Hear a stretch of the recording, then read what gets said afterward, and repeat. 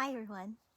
Don't mind how I look right now. I just got off of work on the ranch and I don't have my eyelashes on because I've just been so beat with life that I have decided to not even put them on right now.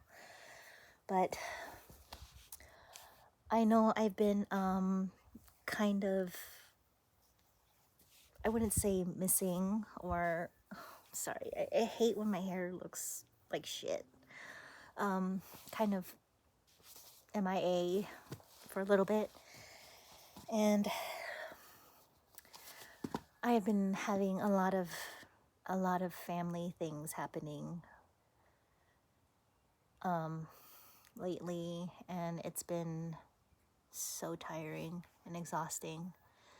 On top of my own, personal mental health things and navigating this whole situation. But I will get to everybody's comments and thank you so much for all the new subscribers, and we're at 600 now, you guys. It's amazing.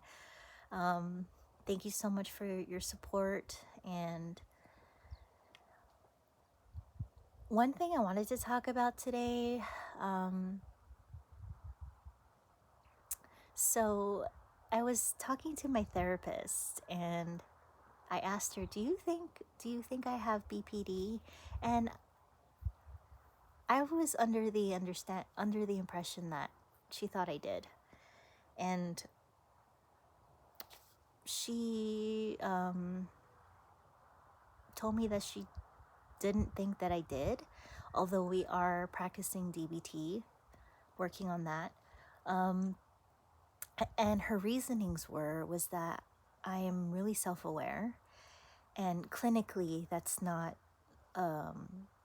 something that most borderlines have, which I found to be pretty interesting that she told me that, because from what I'm understanding from a lot of my viewers is that we are all painfully self-aware of ourselves, especially after,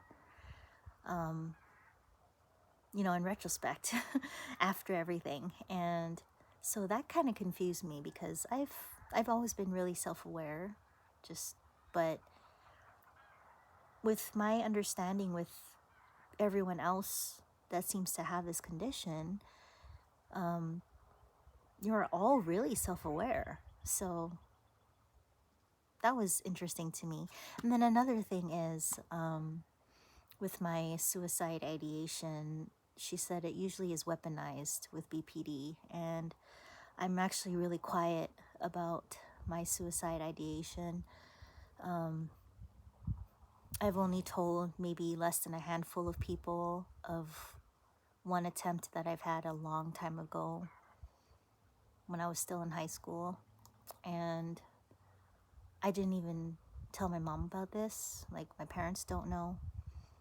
But this is something that I recently told my best friend, my fiance, and my cousin, or my cousin's wife. I'm really close with her. This year. So it's not something I've even told my therapist, but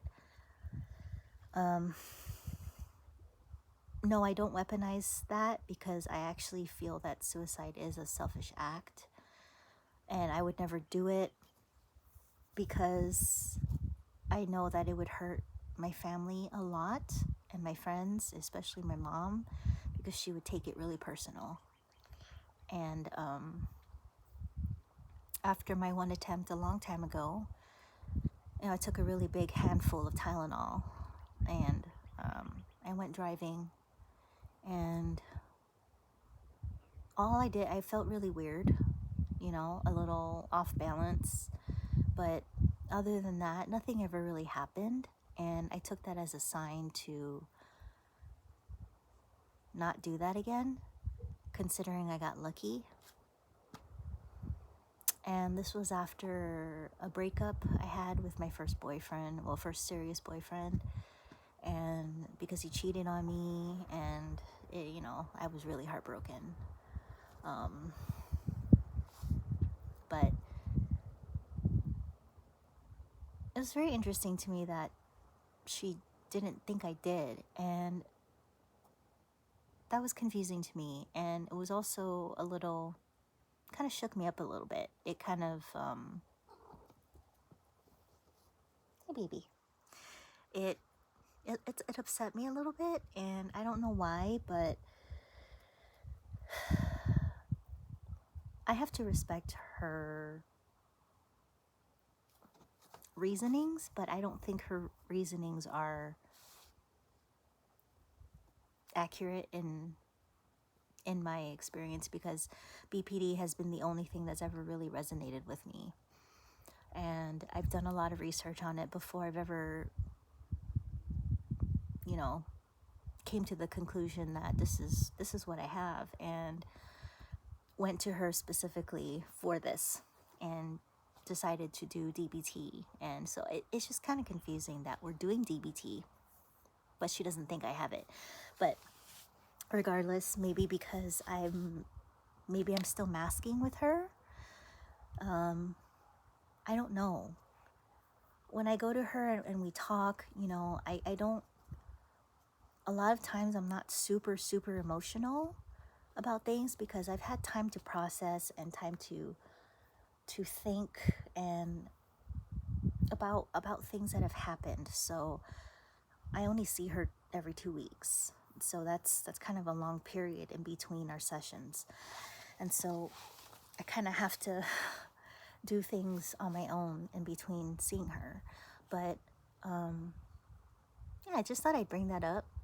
Just because the therapist doesn't think that you have a condition, it doesn't mean anything. Maybe they're not the right therapist for you, although I do enjoy speaking with her.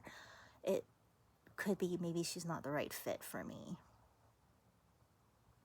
And that might prompt me to look for somebody who's more versed in borderline.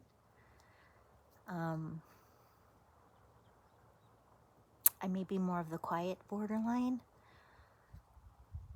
which is why she doesn't recognize those symptoms in me. A lot of my feelings are more internal.